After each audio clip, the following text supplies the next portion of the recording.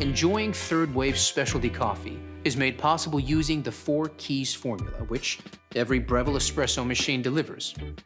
Key number 1, achieve a full-bodied coffee with rich and complex flavors, using the ideal dose of 18 to 22 grams of freshly ground beans.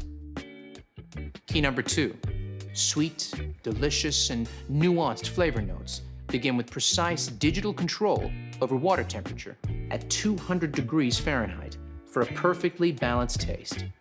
And key number 3 starts with low-pressure pre-infusion, followed by a high-pressure 9-bar extraction process delivered via our 15-bar Italian pump and overpressure valve.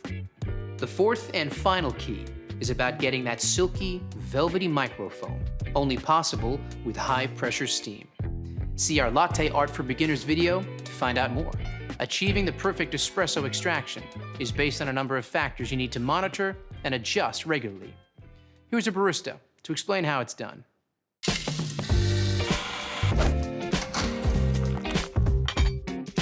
Okay, so you have your specialty coffee beans and you're ready to hit that brew button. Let's take a closer look at some extraction results you might come across and what adjustments you need to make to consistently create that balanced espresso shot.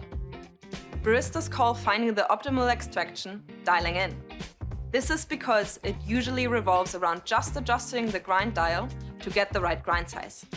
Ambient temperature, humidity, and age of the coffee all play a part in the optimal setting, and it can be tricky. Pay attention to the shot clock as each extraction starts.